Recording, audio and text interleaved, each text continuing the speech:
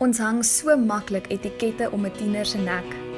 As sy nie onverantwoordelik of roekeloos is nie, rebelleer sy.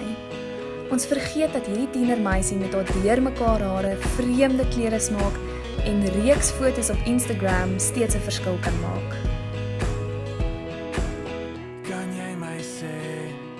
Kan jy my sê waar ek my hart moet neerlê?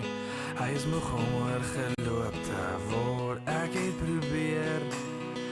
het probeer om self die pleisters op te plak, maar is moeilik sonder jou. Help nie, ek kla nie, help nie, ek vra nie.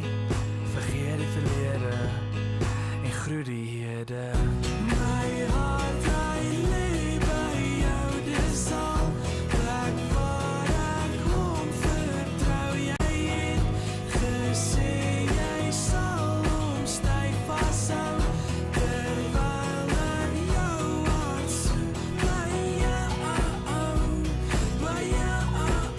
ek soek by jou, by jou,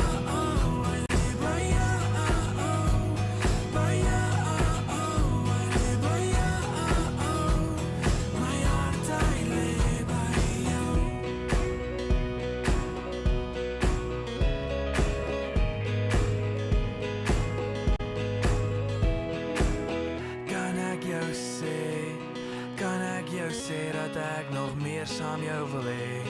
Van my hande voel so tuis by jou. Sal jy my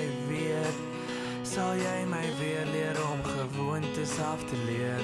Want is moeilik sonder jou. Verlang nie gepraat nie, te lank nie aan jou geraak nie.